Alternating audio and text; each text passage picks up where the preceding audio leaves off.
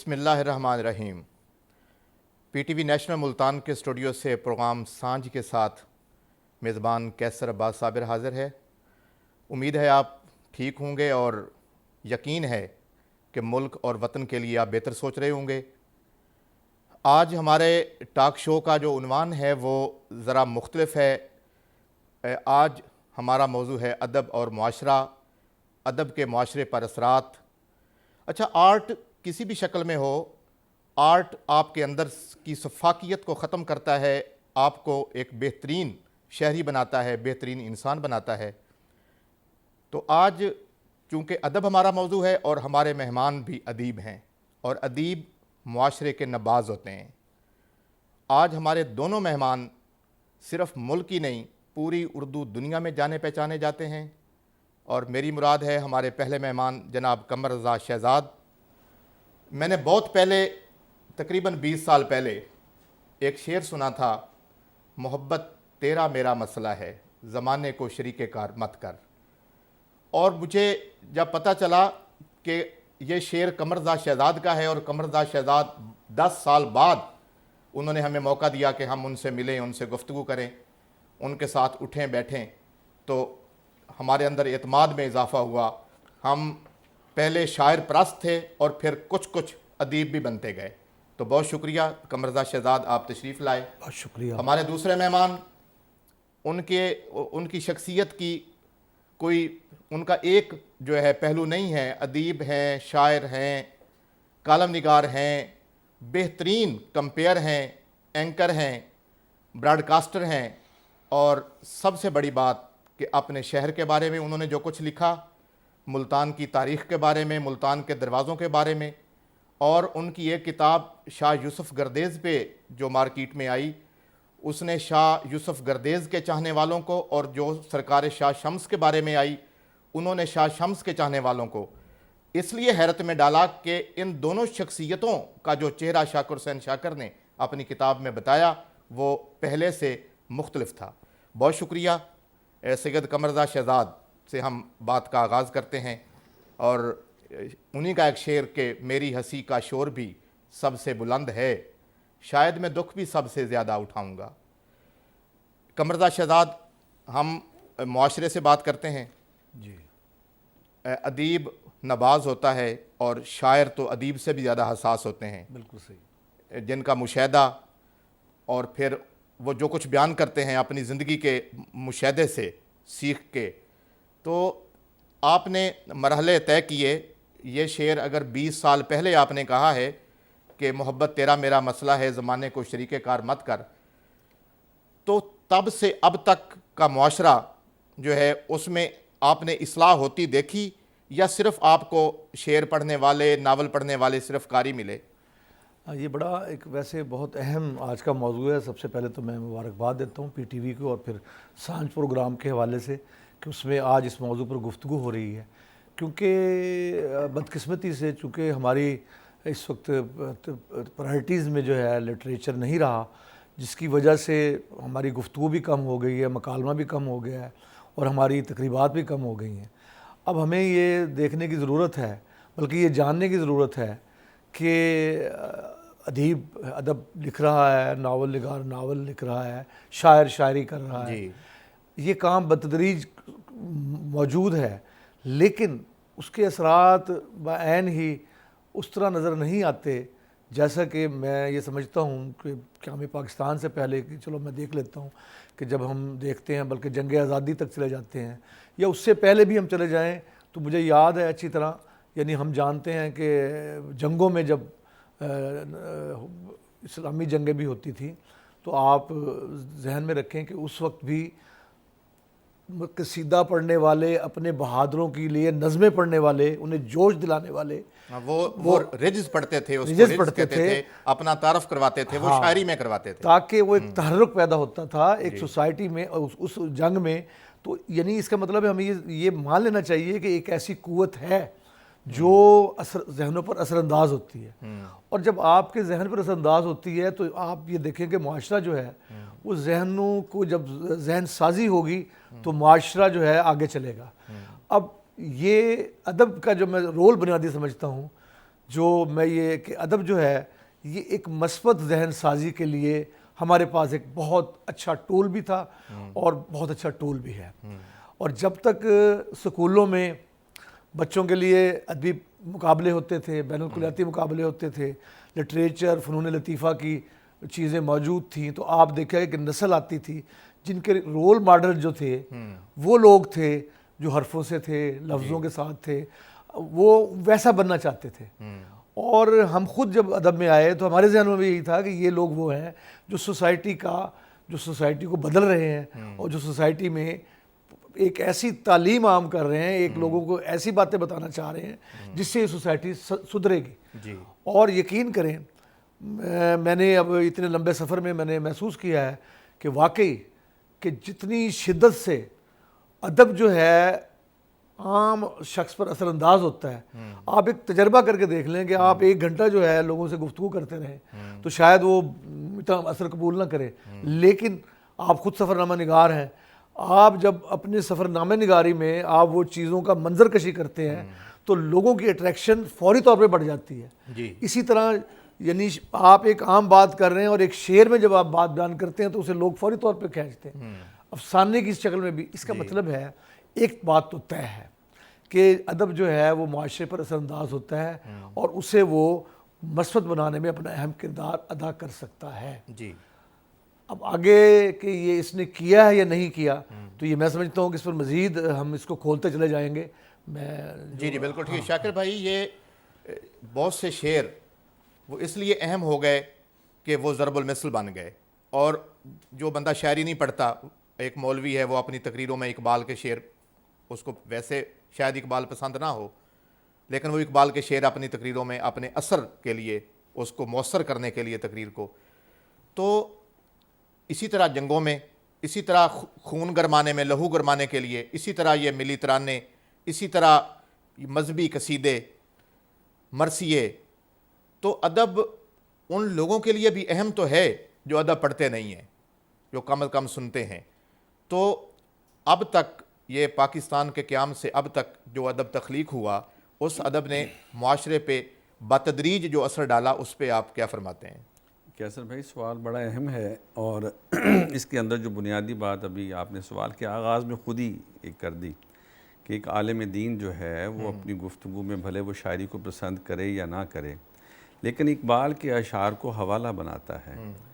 اچھا، اقبال کے اشعار کو حوالہ تو بناتا ہے، اس کے ذہن میں شاید کہیں پر ہو کہ یہ خواب بھی تو پاکستان والا خواب جو ہے وہ شاعر مشرق نے دیکھا. بالکل ایسے دیکھیں نا، یہ ایک بنیادی بات آ گئی. بالکل. اچھا، 1938 میں اقبال کا انتقال ہو جاتا ہے.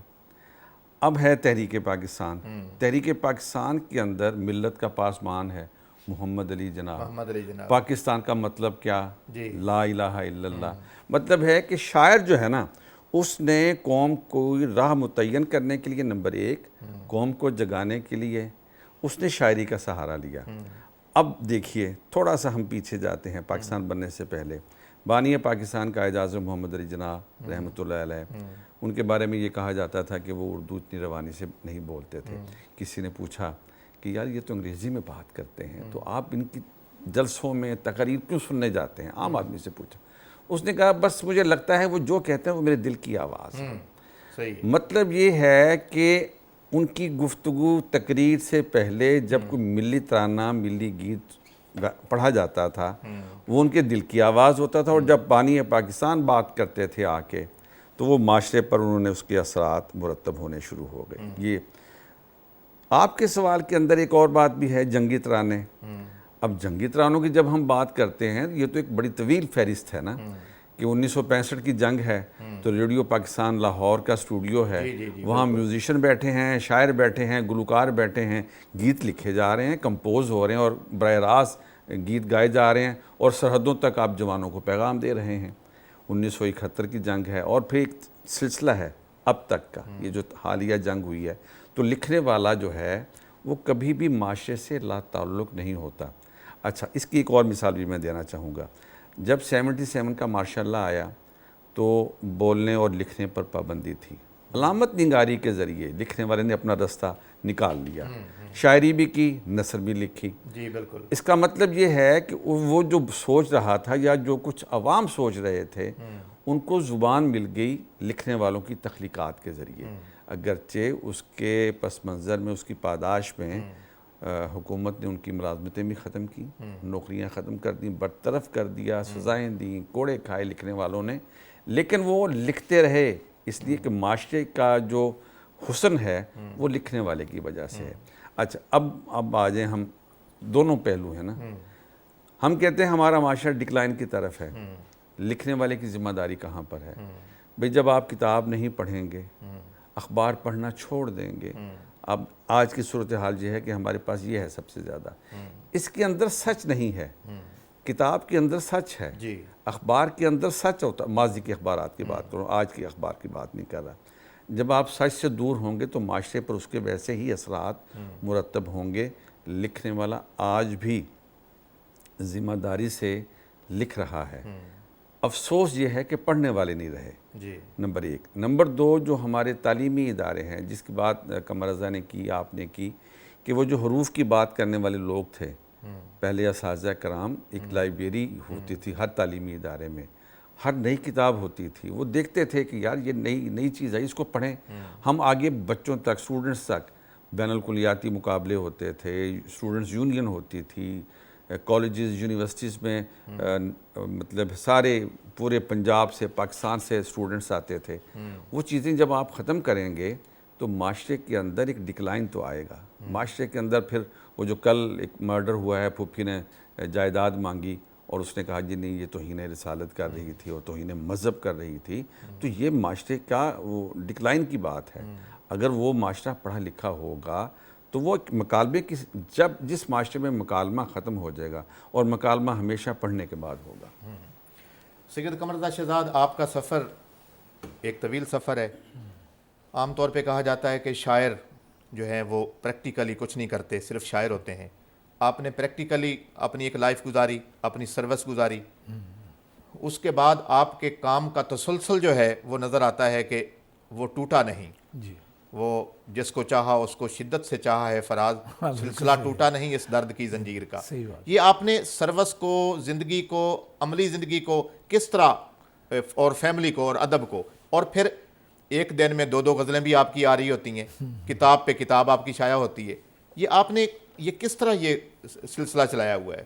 اچھا، یہ آپ صاف ظاہر ہے کہ میرے حوالے سے چونکہ سوال ہے، یقیناً اس میں میں اگر یہ کہوں کہ میں نے کوئی شعوری کوشش کی، یقیناً جب آپ جب میں آیا تو مجھے کوئی خیال نہیں تھا کہ میں نے کوئی شاعر یا ادیب ہونا ہے، لیکن یہ ضرور تھا کہ چونکہ گھر میں ایک انوائرمنٹ تھی، ایک ماحول تھا، میرے والد صاحب کی ایک لائبریری تھی، تو وہ اخبار ہمارے ہاں روزانہ آتا تھا، میگزینز آتے تھے، والد صاحب ہمارے لیے انہوں نے بچوں کے رسالے لگائے ہوئے تھے، تو یہ ایک تقریباً بہت سارے گھروں کا یہی معمول تھا۔ تو وہ ایک جو ہے نا پڑھنے لکھنے کا شوق پیدا کرنے کے لیے کہ بچوں میں شوق ہو، تو وہ شوق پیدا ہوا۔ پھر اسکول میں آئے تو وہاں بھی یہی شوق کہ ہمارے جو ہے بزم ادب کے مقابلے ہونے۔ اچھا، وہاں مجھے نہیں اندازہ، میں کیونکہ بیت بازی کے مقابلوں میں حصہ لیتا تھا، تو بیت بازی کے مقابلوں میں شعر یاد رکھنے پڑتے تھے۔ تو اچھا، اب حیران کن بات جو میں اپنے لیے سمجھتا ہوں کہ مجھے بات، کیونکہ ہمیں ایک بیت بازی میں یہ ہوتا تھا کہ ایک آخری حرف پہ ہم نے شعر کہنا ہے، تو مجھے اتنا یاد ہے کہ خداوند کریم نے شاید مجھے، کہ میں جب مجھے کوئی شعر اگر بفرض مال حرف آ گیا اور شعر یاد نہیں آ رہا تو میں موقع پر گھڑ لیتا تھا۔ اچھا، یہ ایک عجیب سی مجھے محسوس ہوتی تھی صلاحیت کہ بھئی میں شعر بنا لیتا تھا، وہ میں یہ نہیں سمجھتا تھا کہ میں شاعر ہوں۔ لیکن پھر میں کالج میں آیا تو میں نے بین الکلیاتی مشاعروں میں حصہ لینا شروع کیا، کالجز میں جانا شروع کیا، تو مجھے ادراک ہوا کہ جب مجھے اپریسیشن ملی اور مجھے محسوس ہوا تو میں نے یہ لکھنا شروع کیا۔ اچھا، پھر ایک بات جو ہم اصل موضوع کی طرف کریں، صاف ظاہر ہے کہ میں یہ سمجھتا تھا، میں نے اپنے ارد گرد جو دیکھا، جو میں ذرا سی یہ بات کاٹ کے میں اپنے موضوع کی طرف آنا چاہوں گا، کہ بیسیکلی شاعر اس وقت جو ہے نا مجھے زیادہ نان فنکشنل سے نظر آئے اپنے علاقے میں۔ اچھا، وہ ایک ایسا المیہ تھا کہ ہمارے والدین جو ہے وہ ادب کو تو پسند کرتے تھے، لیکن ادیبوں شاعروں کی جو زندگیاں تھیں وہ انتہائی برے حالات میں، یعنی وہ تھے کہ محسوس ہوتا تھا کہ یہ انہوں نے پریکٹیکل کچھ نہیں کرنا، بس ان کا کام ہے شعر کہنا اور ادب کرنا، اور پھر وہ جس طرح کی قباحتوں کا شکار ہوتے تھے تو والدین نہیں چاہتے تھے کہ وہ اس شعبے میں اس طرح اس شکل میں آئے. تو ذہن میں میرے یہ آیا کہ نہیں یار، یہ آپ نے اگر یہاں رہنا ہے تو آپ کو کیریئر بھی بنانا پڑا ہے. اس کی بنیادی وجہ بھی یہ تھی کہ میں سمجھتا تھا کہ لوگ میرے لٹریچر کو برا نہ کہیں. یعنی دیکھیں نا، اگر میں خدا نہ خواستہ میں اپنی مستقبل یا اپنی پریکٹیکل لائف نہ بناتا تو لوگوں نے یہی کہنا تھا کہ شاعری ادب نے بگاڑ دیا. تو میں سمجھتا ہوں میرے لیے ایک محرک ثابت ہوا میرا لکھنا پڑھنا. اچھا، دوسری بات میں یہ سمجھتا ہوں کہ میں اپنے طور پہ یہ سمجھتا ہوں کہ شروع میں ہی شعر کہنے کے حوالے سے میرے ذہن میں ایک گول تھا، اور وہ گول یہ تھا، ضیاء الحق کا ماشاء اللہ تھا، اور ایک ایسی عدم توازن تھا سوسائٹی میں، اور لوگ جو ہے نا صاف ظاہر ہے ایگریشن ایک جیسے کہ نوجوان میں ہوتا ہے. تو بنیادی طور پر ایک غصہ میرے اندر بھی تھا کہ سوسائٹی جو ہے نا ایک ڈیموکریٹک سسٹم میں چلنی چاہیے، لوگوں کو انصاف ملنا چاہیے، یہ غربت کا خاتمہ ہونا چاہیے، معاشی انصاف ہونا چاہیے، معاشرتی انصاف ہونا چاہیے. اچھا، پھر وہ جو لوگ ہم سے پہلے موجود تھے جنہوں نے یہ کام کیے تھے، خاص طور پہ ہماری لٹریچر کی جو ادب کی ترقی پسند تحریک تھی، اس سے میں نے انسپریشن لی. میں نے دیکھا کہ جی ہاں، فیض صاحب نے یہ کیا، حبیب جالب نے یہ کیا، ساحر لدھیانی نے یہ لکھا، ظہیر کاشمیری نے یہ لکھا. اچھا، وہ یہ تمام ترقی پسند جو ہے نا میرے سامنے آئے، اور میں نے پھر شاعری کو، اگر میرا اپنا ابتدائی شاعری کا زمانہ دیکھوں تو مجھے محسوس ہوتا ہے کہ براہ راست جو ہے چیزیں سوسائٹی کو بدلنے کی. لیکن پھر مجھے محسوس ہوا کہ اس کے اندر جو ہے نا لٹریچر کا جو ایک، جیسے ابھی میں غور کرتا ہوں، آپ بہت اچھے کالم لکھ رہے ہوتے ہیں، لیکن آپ کے کالم میں جو ہے ایک یعنی اسٹیٹمنٹل کالم نہیں ہوتا. اس کی وجہ یہ ہے کہ اسٹیٹمنٹل کالم نہیں، آپ کو پتہ ہے کہ پڑھنے والا اسٹیٹمنٹل کالم سے اکتا جائے گا، آپ اس کو ایک لٹریری تخلیق کی ٹچ دیتے ہیں. تو شاعری میں بھی ایک کریٹیوٹی ہے کہ جب تک اس میں کریٹیوٹی نہیں آئے گی، ایک سمپل آپ نے 2 مصرے وزن میں کر دیے تو شاید اتنی جلدی جو ہے نا لوگوں کے ذہنوں پر اثر انداز نہیں ہوتے. لطف، جسے آپ کہتے ہیں کہ لطف سخن اٹھانا. تو پھر میں نے دیکھا کہ نئی نظمیں اور غزلوں میں ہم جو بیان، جو پیغام دینا چاہتے ہیں، اب بھی میں یہ سمجھتا ہوں کہ جو یہ کہتا ہے کہ شاعری کوئی میسج نہیں دیتی، آرٹ کوئی میسج نہیں دیتا. میں فنون لطیفہ کے ہر شعبے کو، چاہے وہ پینٹنگ ہے، چاہے وہ مجسمہ سازی ہے، چاہے وہ میوزک ہے، تمام شعبے جو ہے نا وہ لوگوں کو ایک میسج دے رہے ہوتے ہیں، اور وہ میسج محبت اور امن کا ہوتا ہے. آپ یہ دیکھ لیں کہ مجھے نا ایک میں واقعہ یاد آ گیا چھوٹا سا، احمد فراز صاحب نے بیان کیا کہ وہ امریکہ میں وہ جا رہے تھے، تو کہتے ہیں ایک جگہ میں نے بہت بڑی کیو دیکھی، ویکینڈ تھا. اچھا، کہتا ہے میرے ذہن میں یہ خیال آیا کہ یہ شاید جو ہے نا یہاں کوئی تھیٹر ہوگا یا کوئی ایسی کلب ہوگی جہاں لوگ جانا چاہ رہے ہیں اور اتنی بڑی لمبی کیو لگی ہوئی ہے. تو کہ میں نے کہتا میں نے جو ہے نا وہ ان سے پوچھا اپنے میزبان سے کہ بھئی یہ کیا ہے، یہاں کیا چیز ہے. اس نے کہا جی 2 چھٹیاں آگے یہ لائبریری ہے، اور لوگ اگلے 2 دنوں کے لیے یہاں کتاب لینے کے لیے آئے ہیں. اب جس معاشرے میں آرٹ پڑھنے کا، لٹریچر پڑھنے کا، ادب پڑھنے کا، آپ مجھے دیکھیں کہ وہ کیسے نہیں سدھرے گا. اچھا، وہ آپ کے اندر سے نا ایک ایسی تبدیلی لے کے آ جاتا ہے کہ آپ کہتے ہیں کہ نہیں یار یہ نہیں کرنا. کیونکہ جو کریکٹرز ہوتے ہیں نا جو اس کہانی میں یا شاعری میں یا ادب میں، وہ آپ کے اوپر اثر انداز ہونا شروع ہو جاتے ہیں، آپ کی زندگی کو تبدیل کرنا شروع کر دیتے ہیں.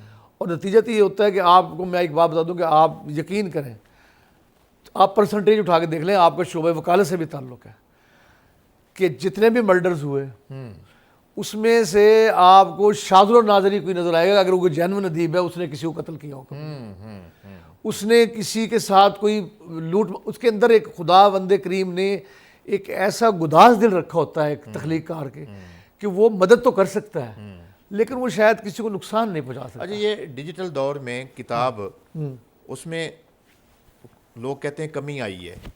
میں سمجھتا ہوں کہ کتاب کا فروغ اس کی وجہ سے کچھ زیادہ ہوا ہے. ہاں، یہ بڑی اہم بات ہے. اچھا، کتاب کے حوالے سے کتاب کو ایک اشتہار مل گیا ہے آپ کے موبائل سکرین کی شکل میں کہ آپ نے اپنے حصے کی کتاب چننی ہے، آپ اس میں بہت سی کتابیں آ رہی ہیں، آپ ایک کو ٹک کرتے منگوا لیتے ہیں. بالکل آپ صحیح کہہ رہے ہیں. اچھا، جو کتاب کے بارے میں یہ سوال کیا جاتا ہے نا، کتاب دیکھیں، کتاب کی ایک تو پہلے آپ کو یہ ماننا پڑے گا کہ کتاب جو ہے نا وہ کوئی ایک خاص چیز، ہم کتاب کو دیکھتے ہیں کہ یہ کتاب کاغذ میں چھپی ہوئی کتاب، شروع سے جب آپ دیکھیں جب چمڑے پہ لکھی جاتی تھی چیزیں، جب پتھر پہ لکھی جاتی تھی اور اسے محفوظ کیا جاتا تھا تو وہ بھی علم کو محفوظ کرنے کے ذریعے تھی، وہ بھی کتاب ہی تھی. لیکن عام طور پہ کتاب اب وہ جو مجلد ہو اور کاغذ پہ آئے. شاکر بھائی، آپ نے تقریباً 40 سال تسلسل کے ساتھ یوں گزارے جس طرح کوئی اپنے بچوں کے ساتھ گزارتا ہے آپ نے اس طرح کتاب کے ساتھ گزارے. آپ نے کتاب کی وجہ سے بدلتے معاشرے کو کس رنگ اور کس ڈھنگ سے دیکھا ہے؟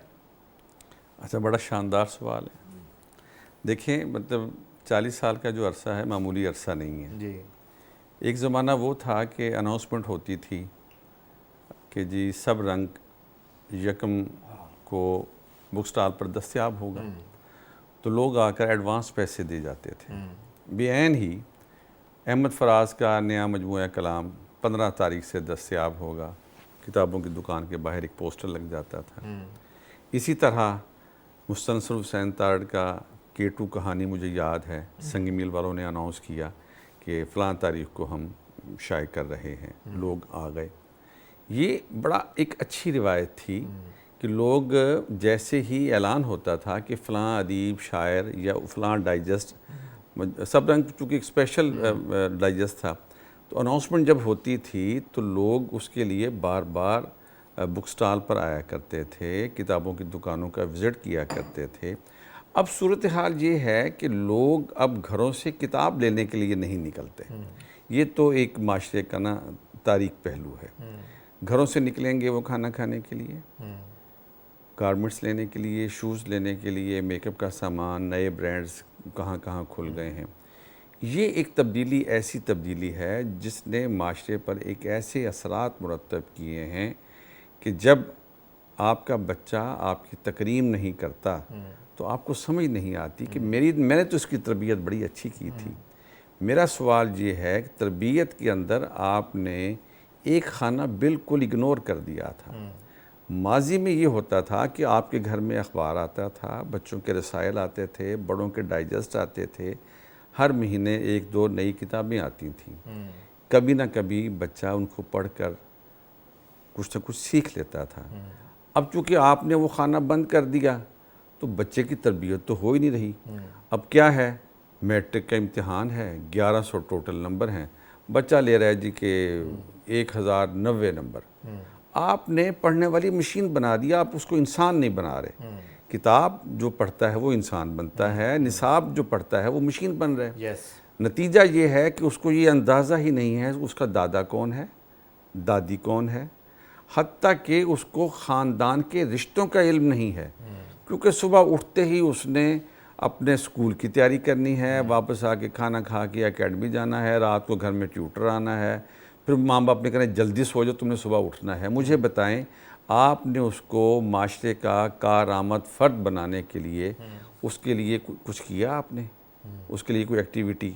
اب ہفتہ اتوار کی جو چھٹی ہے اس کے اندر اس کی سب سے بڑی تفریح یہ ہے کہ میں نے کچھ جنک فوڈ کھانا ہے. اس بچے کو آپ نے انسان نہیں بنایا. معاشرے کے اندر یہ ایک تبدیلی. اب 40 سال کے سفر کے اندر جو کتاب پہلے 3000 کی تعداد میں چھپتی تھی وہ اب 1000 سے بھی کم آ گئی. جو ڈائجسٹ لاکھوں میں چھپتے تھے وہ اب ہزاروں میں، شاید 1000 میں آ گئے. اور اخبارات کا تو آپ سے بہتر، لیکن وہ اس کے بدلے میں وہ شیئرز بڑھ گئے نا. جو آپ کوئی تحریر لگاتے ہیں تو وہ اس کے شیئرز ملینز میں جا چکے ہوتے ہیں. دیکھیں وہ جو آپ ڈیجیٹل کی بات کر رہے ہیں، ڈیجیٹل میڈیا کا ایک معاملہ یہ ہے کہ اس کے اندر اس پہ اعتبار نہیں کر سکتے ہیں. ہاں، یہی کہ آپ جھوٹ لکھ رہے ہیں، لکھ دیں جھوٹ اور لوگ اس کو لائک کر رہے ہیں بغیر تصدیق کے، اس کی شیئرنگ ہو رہی ہے، اس پر ڈسکس کر رہے ہیں. مثال کے طور پر ایک بہت بڑا جھوٹ ہے کہ عبداللہ حسین کے جنازے پر 5 لوگ تھے. سر 5 لوگ نہیں تھے، بہت بڑا جنازہ تھا، اس کی آل اولاد موجود تھی.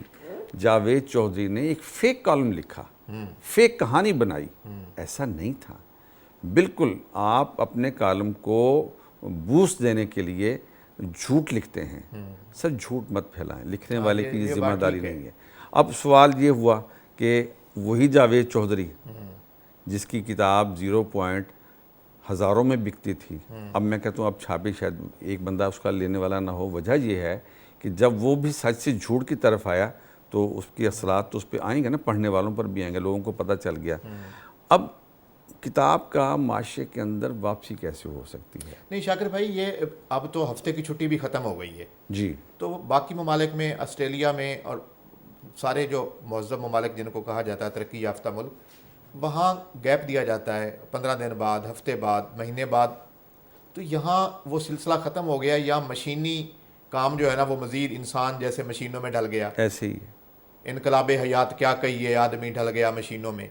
تو اس پہ گورنمنٹ کو اپنی پالیسی کم از کم اس طرح رکھنی چاہیے کہ 1 مہینے میں 3 چھٹیاں 2 چھٹیاں، وہ ہماری وہ دوسری چھٹیاں تو ہو جاتی ہیں، عیدین پہ 6 دن بند ہے. دیکھیں میری بات سنیں. ابھی قمر رضا نے ایک فراز صاحب کے حوالے سے لائبریری کا واقعہ سنایا.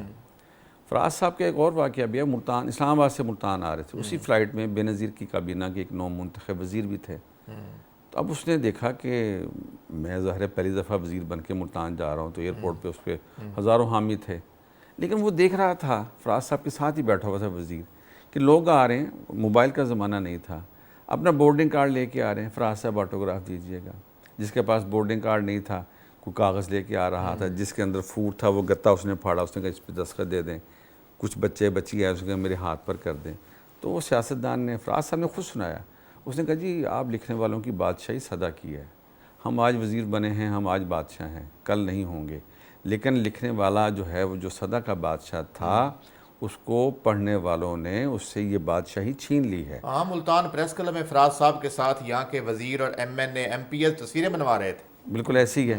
اب میرا آپ سے ایک سوال ہے، ملتان کینٹ میں ایک بہت بڑی گیریزن لائبریری ہے، باغ لانگے خان پر ایک شاندار لائبریری ہے، میونسپل کارپوریشن کی قلعہ کونا قاسم باغ کے اوپر ایک پرانی لائبریری ہے. ہر لائبریری، ہر یونیورسٹی میں ایک شاندار لائبریری ہے، ایک سے بڑھ کر ایک کتابیں ہیں. کیا وہاں پڑھنے والے ہیں؟ کیا آپ سمجھتے ہیں کہ کتاب جو ہم نے بڑی محنت سے لکھی ہے، وہ جب چھپتی ہے تو لوگ بے تابی سے اس کا انتظار کرنے والے لوگ ہیں؟ سر ہمیں تربیت کرنی ہوگی. جب تک نہیں بتائیں گے کہ زندگی اصل میں معاشرے کے اندر جو ادب کے ساتھ ہے، وہ ان خرافات کے اندر نہیں ہے، وہ ٹک ٹاک کے اندر نہیں ہے، وہ کسی ریل کے اندر بھی نہیں ہے، وہ کسی جھوٹ کے اندر بھی نہیں ہے. جو سچ ہے، اور میں تو ہمیشہ یہ کہتا ہوں کہ جب ہم کتاب کی بات کرتے ہیں تو ہم سب سے پہلے ایمان ہی کتاب پر لائے ہیں، تو باقی کتابوں پر بھی ایمان لائیں. قمر رضا شہزاد، آپ کی کتابیں جو ہیں، اور عبد النصر کی کتاب بھی آپ کی ایک اتنی شاندار آ گئی، سفر نامہ بھی آپ کا آنے والا ہے. لیکن یہ ایک عام طور پہ شاعروں پہ ایک گلہ ہے، سننے والے، پڑھنے والے، وہ کہتے ہیں یہ آپس میں لڑتے بہت ہیں. مشاعرہ آ گیا، نام کٹوا دینا، نام شامل کروا دینا، فلاں مشاعرے پہ اگر فلاں ہوگا تو میں نہیں ہوں گا، یہ میری انجمن کا ہے، یہ اس کی یونین کا ہے. تو شاعروں کا باہمی یہ غیر صحت مندانہ مقابلہ، یہ ادب پہ، شعر پہ مقابلہ ہو نا کہ کون اچھا شعر کہتا ہے، یہ غیر صحت مند مقابلہ جو ہے، اس پہ آپ جو ہے نا، وہ حالانکہ آپ کی، میں جانتا ہوں آپ کسی یونین کے بانی نہیں ہیں، آپ نے کوئی انجمن نہیں بنائی، اور آپ نے کہیں دھڑے بندی بھی نہیں کی. نہیں، بڑی اہم بات ہے. اور یہ بات خاص طور پہ اب یہ گزشتہ 2 دہائیوں میں، 3 دہائیوں میں زیادہ ہوگی. اس سے پہلے اختلافات تھے، لیکن وہ فکری اختلافات تھے، گروہ بندی تھی، ایک فکری گروہ بندی تھی. مثلا ایک ترقی پسندوں کا گروہ ہے، ایک ہلکا رباب ذوق کا گروہ ہے، ایک ریئیکشن، وہ ایک جو سیاسی نظریاتی اختلاف تھا، اس کے مباحث تھے. لیکن یہ بدقسمتی یہ ہوئی ہے، جو میں اگر آپ مجھے نہ ٹوکیں، تو بیسیکلی جو ہم یعنی جس سطح پر ہم آئے ہیں، وہ ایک صرف سوشل میڈیا کے آنے کی وجہ سے بھی، اور دوسرا ویسے بھی، اب ہمیں لفظ کی عزت نہیں چاہیے، اپنی عزت چاہیے. جب ہم اپنی عزت کے پیچھے بھاگیں گے، کیا بات ہے، جب ہم اپنی عزت کے پیچھے بھاگیں گے تو پھر بھائی لفظ کہاں رہیں گے؟ یہ گروپ جو بنے ہوئے ہیں، یہ لفظوں کی عزت، بھئی آپ اپنے لفظ سے تکریم کروائیں نا. آپ کے لفظ کو عزت حاصل کرنی چاہیے. آپ کہتے ہیں کہ نہیں، مجھے عزت ہونی چاہیے. اب وہ نتیجتاً یہ ہوتا ہے کہ وہ جوڑ توڑ ہوتے ہیں، جوڑ توڑ کرتے ہیں. پھر ایک اور دیکھیں جی، میں بڑی اس میں صاف یہ کہوں گا، اس میں کوئی لگی لپٹی بات نہیں، کہ ہمارے ہاں ادبی اسٹرکچر میں بھی وہ عیب در آیا ہے جو شاید پہلے مختلف شعبوں میں ہوتا تھا، کہ اس سے پیسہ کیسے کمایا جا سکتا ہے. اور وہ پیسہ کمانے کے چکر میں مطلب ہے کہ اب آپ جو ہے نا مختلف، یعنی ایک کمپٹیشن کے، جی میری جو ہے یہ، میں اب مشاعروں میں جو ہے زیادہ ہوگا تو یہ مجھے اعزازیہ ملنا چاہیے یہاں. اچھا ٹھیک ہے، اعزازیہ پہلے بھی ہوتا تھا، ہمارے اساتذہ لیتے تھے، تو لیکن ایسا نہیں تھا کہ وہ کوئی مطلب ہے کہ ہوس کی صورت تھی.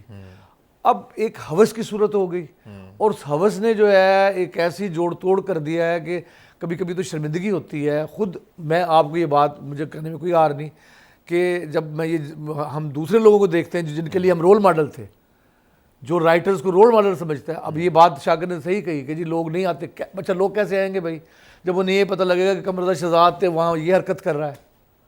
اس کی میری ایک جو نیگیٹیوٹی ہوگی یا میری نیگیٹو حرکت ہوگی کہ میں نے وہاں یہ فراڈ کیا یا میں نے یہ کام کیا، وہ کہیں گے یار ادیب ہوتے ہی ایسے ہیں. تو ادب کو پہلے ادیب کو اپنے لفظوں پر اور لفظوں کے رول حیثیت سے جو بیان کر رہا ہے اس کو اپنے کردار میں بھی وہ ڈھالنا چاہیے. لیکن ہماری بدقسمتی یہ ہے کہ ہم نے جو ہم کہتے ہیں وہ ہم کرتے نہیں. عملی طور پر ہم نے اپنی زندگیوں میں جو ہے اس قدر یعنی ہم نے ایک دوسرے کو لیٹ ڈاؤن کر بجائے خود کو اٹھانے کے نا ہاں لیٹ ڈاؤن کرنا شروع کر دیا.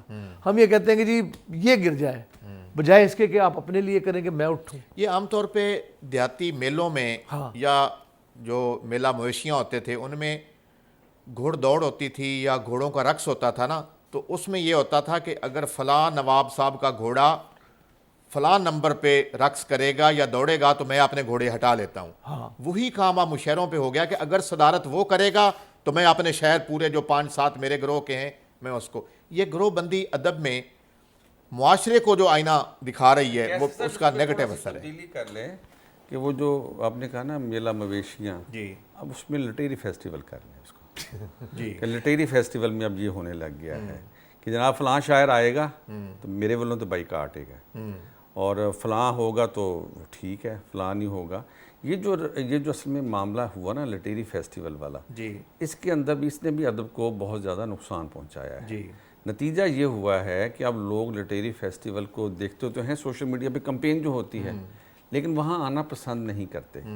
وجہ یہ ہے کہ وہ جو دور کے ڈھول سہانے جب وہاں پہنچتے ہیں تو وہاں تو پتہ چلتا ہے کہ وہ چیز ہے ہی نہیں. یہ بھی تو ایک معاملہ ہوا. اور جہاں تک گروپ بندی کی بات ہے اس کو تو ہم نہیں ختم کر سکتے، کیونکہ اب ہر بندہ 1.5 انچ کی مسجد بنائے بیٹھا ہے.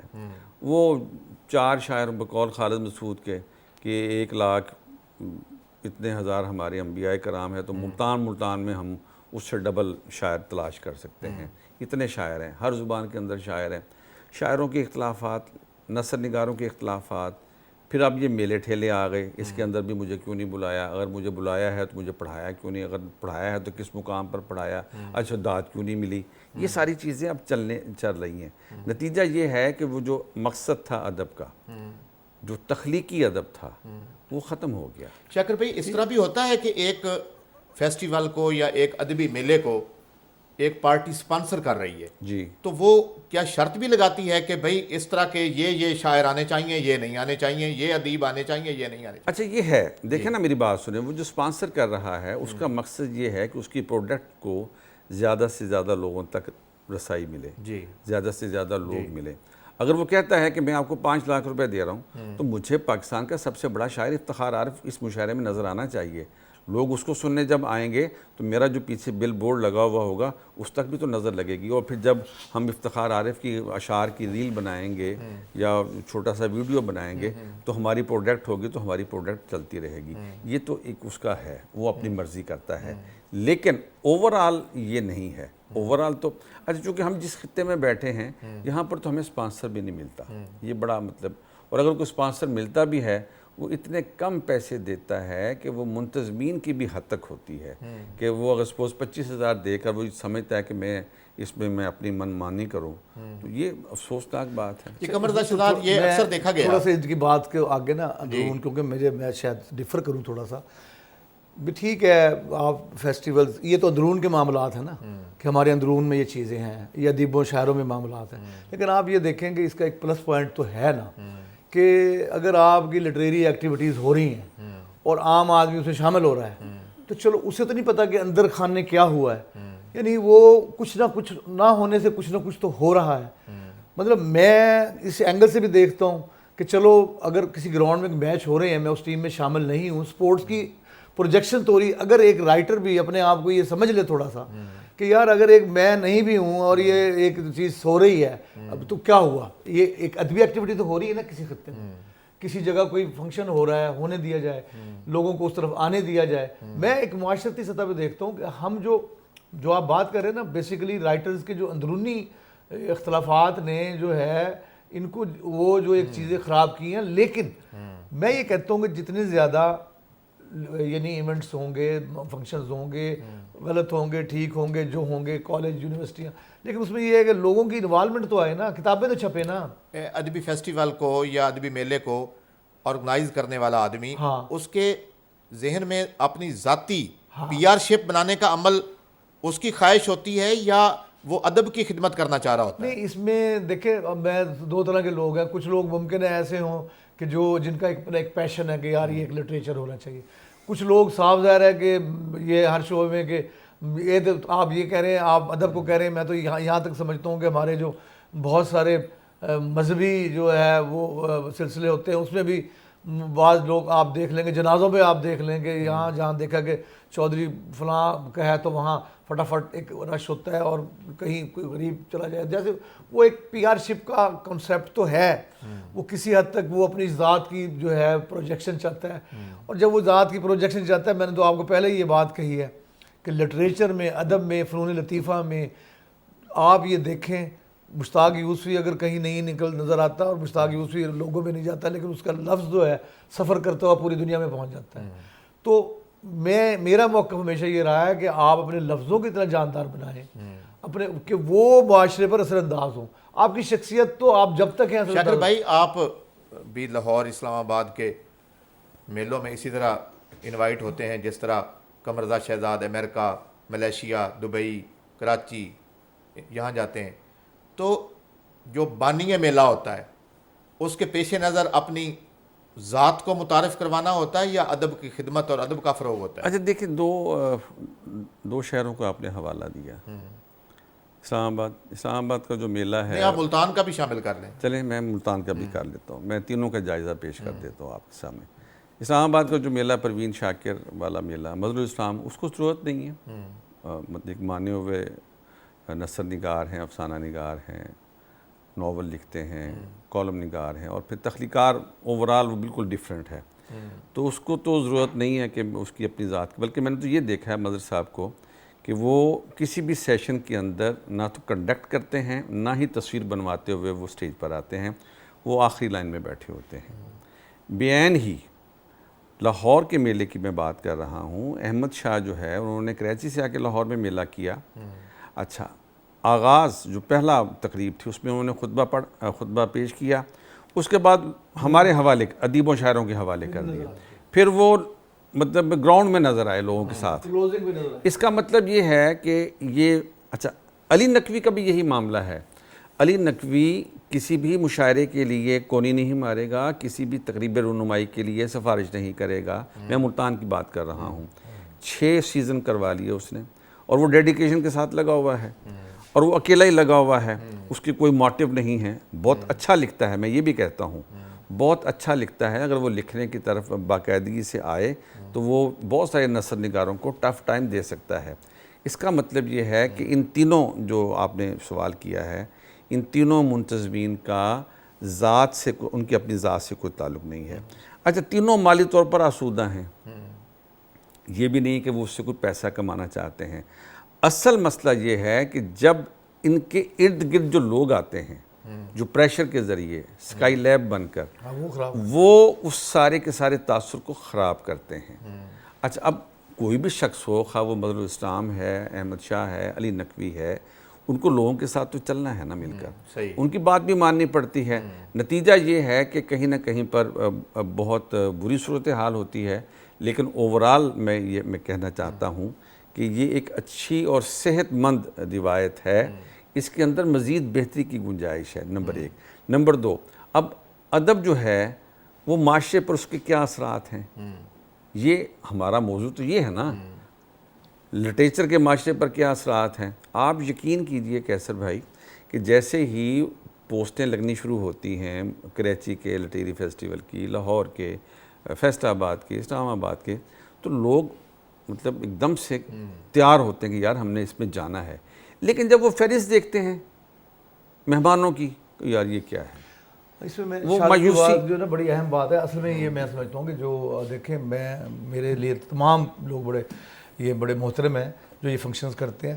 اس میں لوگ جو ہائی جیک کرتے ہیں یہ اصل میں آپ کی ریٹ ہوتی ہے کہ آپ اس کو قائم رکھیں. اگر میں یہ کام کر رہا ہوں تو میری ریٹ ہونی چاہیے, میں جیسے اس کو مینیج کرنا چاہوں.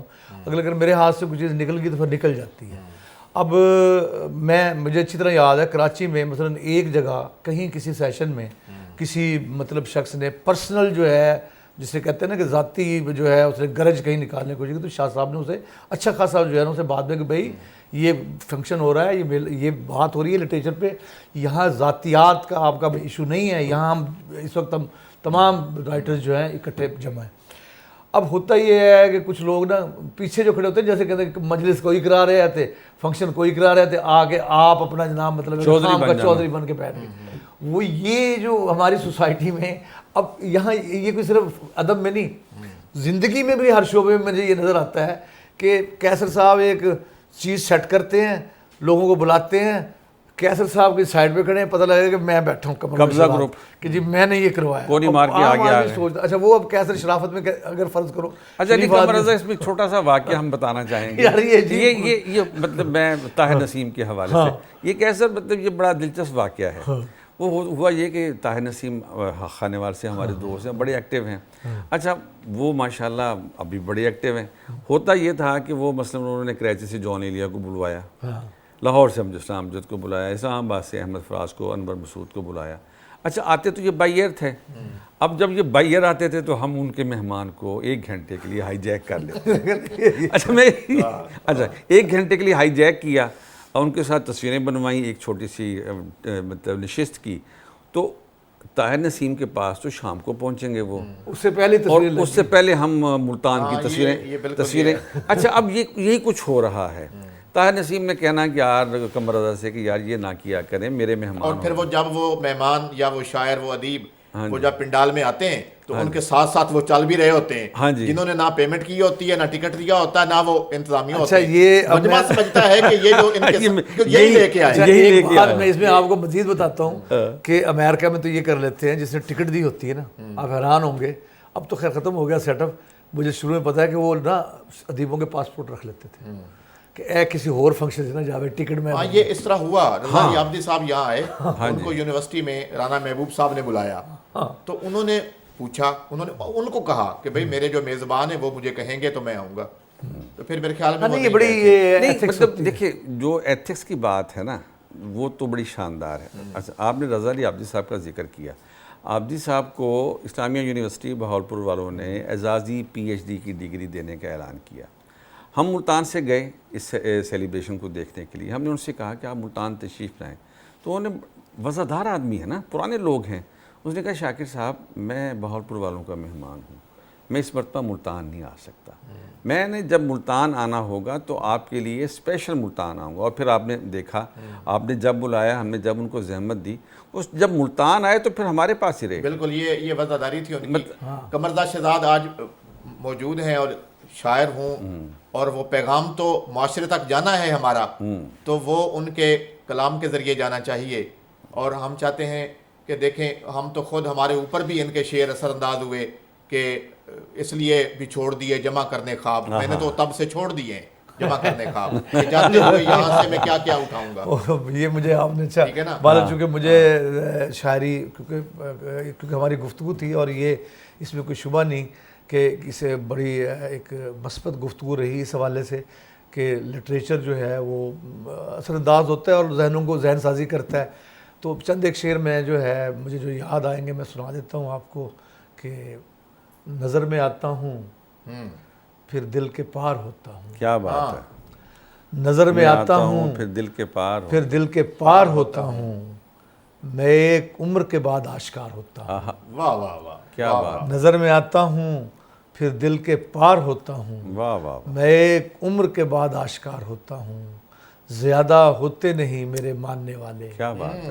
زیادہ ہوتے نہیں میرے ماننے والے, یہاں میں سچ کی طرح اختیار ہوتا ہوں. واہ واہ کیا بات. زیادہ ہوتے نہیں میرے ماننے والے, یہاں میں سچ کی طرح اختیار ہوتا ہوں, اور مجھے بھی آئینے جیسا کمال حاصل ہے. مجھے بھی آئینے جیسا کمال حاصل ہے, میں ٹوٹتا ہوں تو پھر بے بے شمار شمار ہوتا ہوں. کیا کیا بات بات ہے. مجھے کیا بھی بات ہے. آئینے جیسا کیا بات کمال حاصل ہے. میں ٹوٹتا ہوں تو پھر بے شمار ہوتا ہوں، اور مجھے بھی اپنی رفاقت میں رکھ جمال یار. مجھے بھی اپنی رفاقت میں رکھ جمال یار. میں عشق ہوں تیرا خدمت گزار ہوتا ہوں. کیا کیا بات بات ہے. مجھے بھی اپنی رفاقت میں رکھ کتنی جمال یار. خوبصورتی سے خواہش کا اظہار میں عشق کیا. ہوں تیرا خدمت گزار ہوتا ہوں، اور یہاں ہزار میرا بوجھ ڈھونے والے مگر.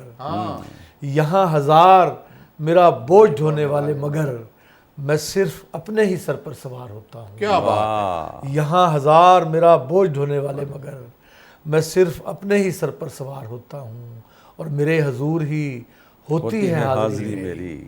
میرے حضور ہی ہوتی ہے حاضری میری. میں اپنے سامنے گریہ گزار ہوتا ہوں. واہ. واہ واہ. میرے حضور ہی ہوتی ہے حاضری میری.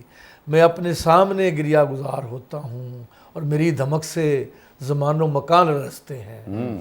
میری دھمک سے زمان و مکان رستے ہیں. میں ایک رقص ہوں دیوانہ وار ہوتا ہوں. کیا بات ہے. میری دھمک سے زمان و مکان رستے کیا ہیں. بات ہے. میں ایک رقص ہوں دیوانہ وار ہوتا ہوں، اور میرے عدو مجھے مسمار کر نہیں سکتے. میرے مدعو مجھے مسمار کر نہیں سکتے. میں اپنے ہاتھ سے اپنا شکار ہوتا ہوں. واہ واہ. اور میرے چہار سو لاشیں پڑی ہیں اور شہزاد. میرے چہار سو لاشیں پڑی ہیں اور شہزاد.